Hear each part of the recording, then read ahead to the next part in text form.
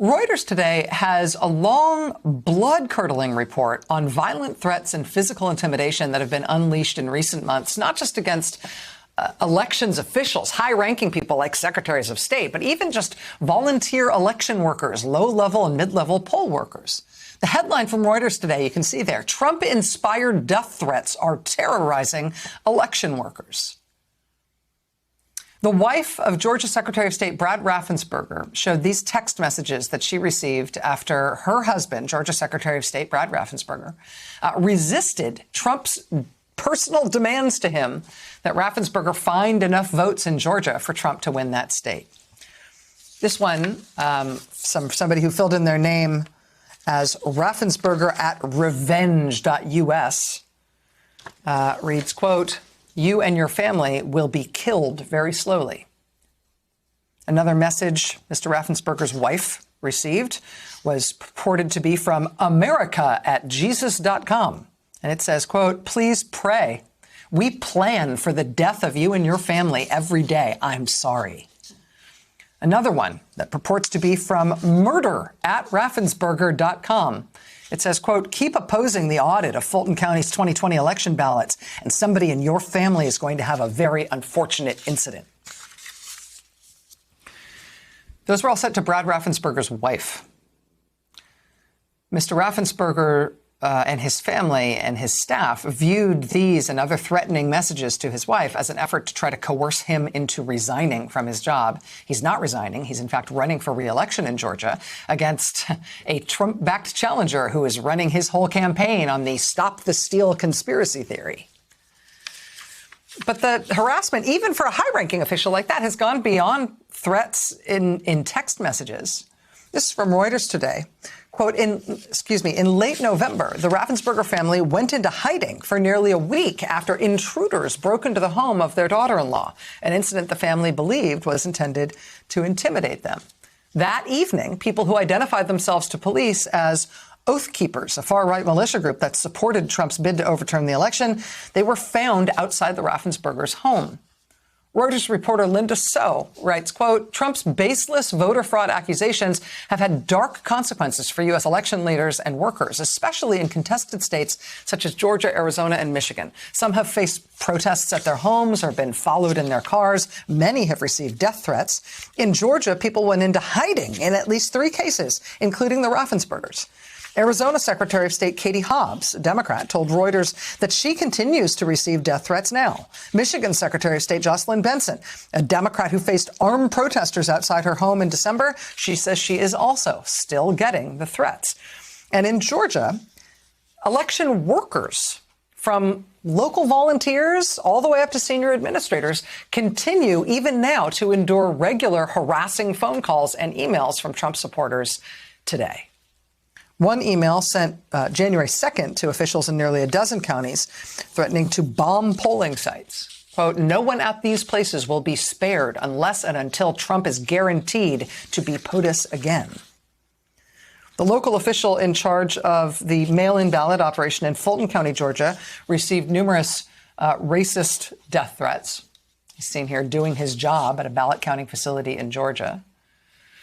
One night, strangers showed up at his house. They identified themselves as their new neighbors. They wanted to meet him, knocked on the door. He knew nobody had moved into his neighborhood recently. He did not have any new neighbors. He did not open the door.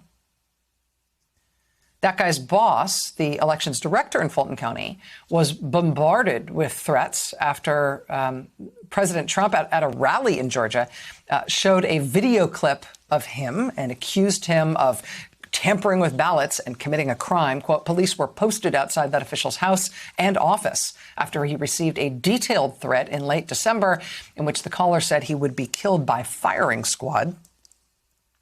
That Fulton County elections director has worked in elections for 22 years. He's also volunteered as an elections observer overseas. He said of his experience dealing with Trump supporters right now, quote, "It seems like we were descending into this third world mentality. I had never expected that out of this country." Election supervisors now telling Reuters they fear high numbers of the temporary workers who regularly staff polling sites won't return for any future votes because they want to avoid harassment and threats and potentially violence. One polling manager telling a hair-raising story from the night of the January Senate runoff in Georgia. This is amazing. After the polls closed, she was, quote, driving to deliver ballots to an elections office in Bartow County, a prominently white Republican district in northwestern Georgia. The polling manager, who is black, was traveling with her daughter, also a poll worker hired temporarily for the election. On a dark rural 2-lane road, they noticed they were being followed by an SUV. The manager called 911 as her daughter sped toward town, with the SUV nearly running them off the road. They were followed by that SUV for about 25 minutes. The dispatcher, the police dispatcher on the line with them, helped guide them to a parking lot where officers met them and escorted them to the election office. Months later, the polling manager says she still suffers panic attacks from the incident, and she may stop working elections altogether. Again, that reporting today from Linda So at Reuters. I mean, this is the stuff of nightmares, right? I mean, a nightmare for election officials and poll workers, a nightmare for democracy.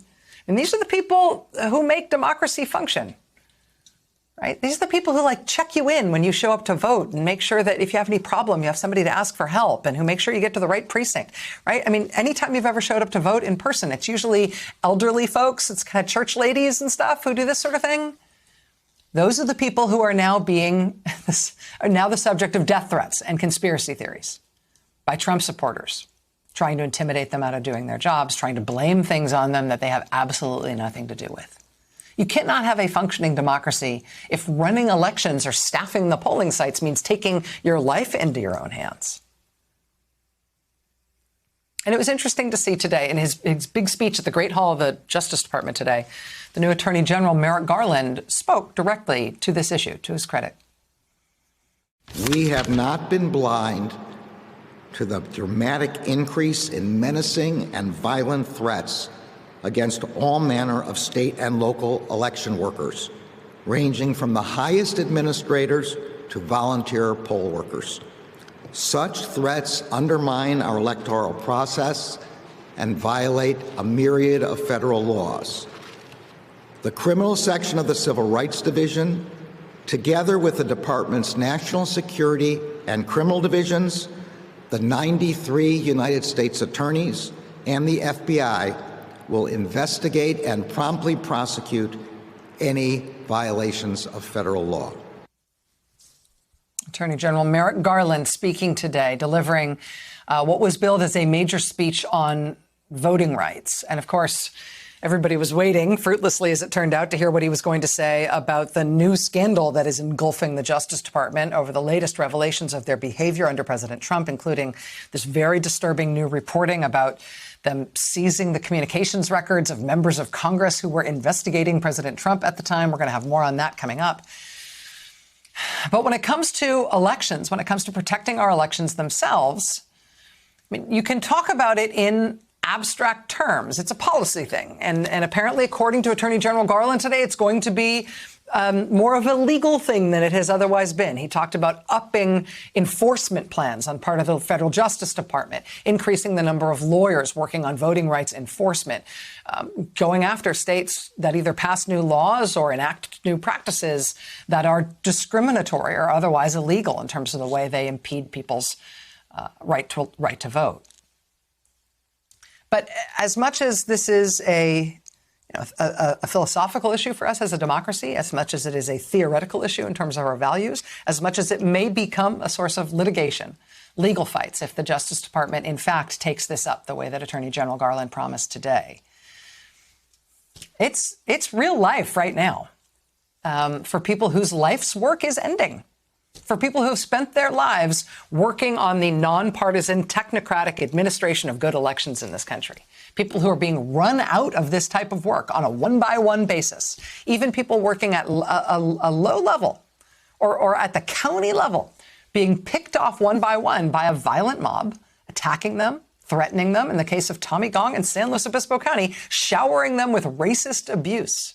This is not a hypothetical thing. This is not a potential danger to our elections in the future. This is happening right now, person by person, all across the country.